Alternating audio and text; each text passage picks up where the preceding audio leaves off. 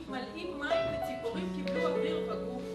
אז נשבה הרוח הראשונה אל עיני אדוננו, והוא ראה אותה במו עיניו ענק כבודו, וחשב כי טוב.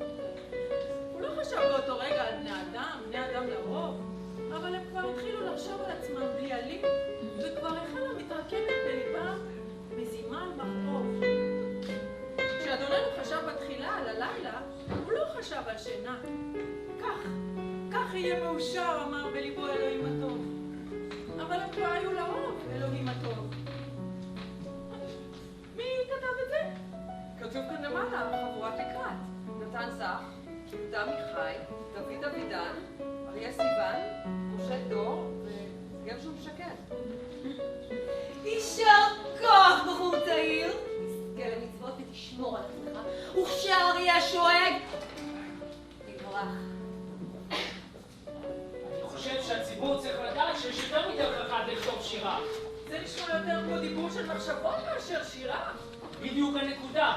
הרי עם המשורר אין שום קשר אל האלוהות או אל כוחות שמימיים.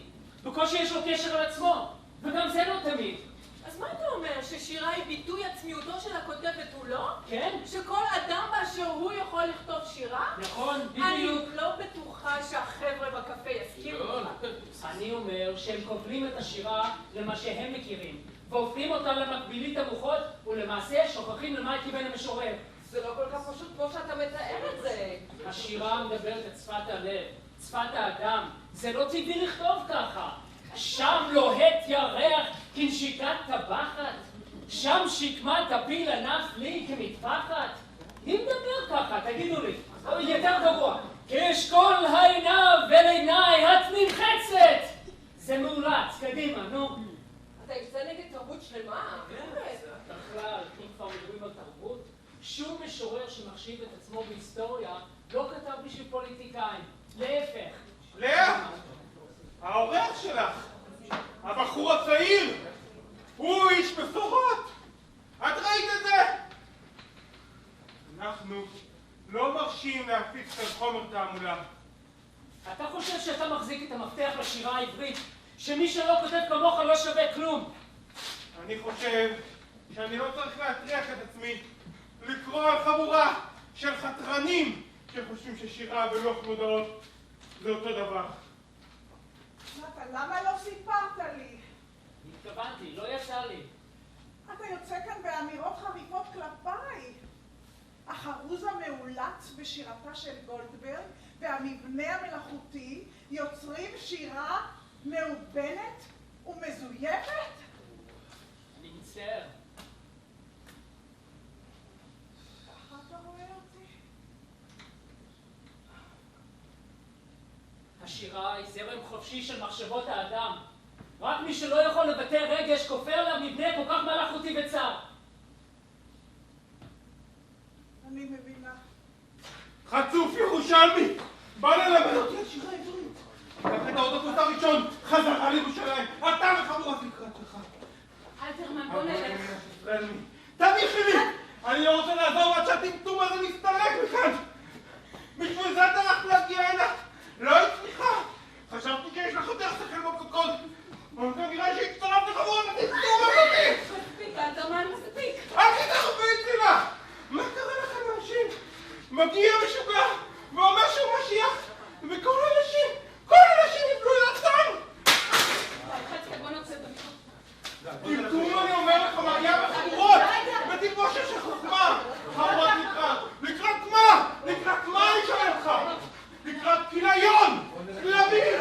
תינופת! בלי ידיים כאלה, אני בסדר גמור! אני בסדר! מה קרה לכם? אתם נראים כאילו נפל עבור בשיעור של הבירה. הכל בסדר, צילה לקחה אותו בטקסי, מחר הוא יהיה כמו חדש. שילם? ישלם. מה שהוא עשה כאן עכשיו, גם אני יכולה לעשות.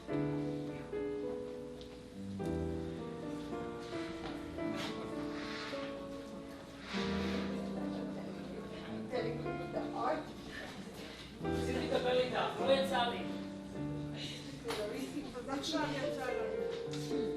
סך הכל אני ועוד כמה חברים הרגשנו שהגיע הזמן לקול חדש. כדאי שנתפוס טקסי לביתה. בטוחה שאת רוצה שנשאר אצלך? אני לא ממש חשבתי. אולי יש כאן מישהו אחר שאני יכול לישון אצלו.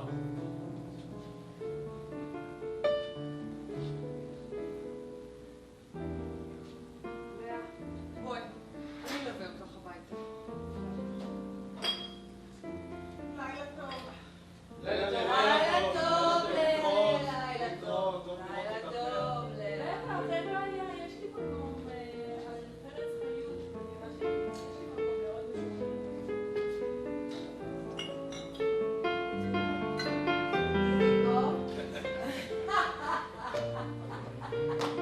לילה טוב, חסקל. חסקל. בונוית פריז! בונוית! לילה טוב, לילה טוב, מה יצא?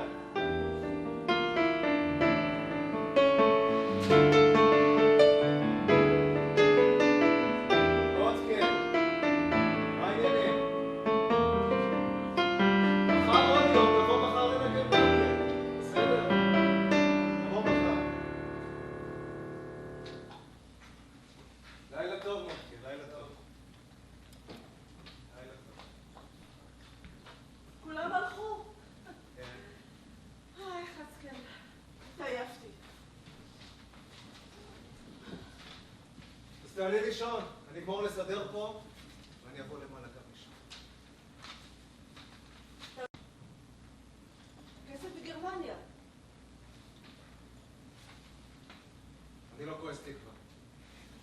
אני רק מאחל לנו פרנסה בבית קפה הזה, שאלוהים יודע כמה שאני אוהב אותו. אתה בן אדם טוב, חצקן, שאתה אוהב את האומנים, ומגיע להם שהוא יעבור אותם, אפילו שהם לא משלמים. פה בחינם. תקווה, אל תתחילי. לילה טוב, חצקן. לילה טוב, לילה טוב.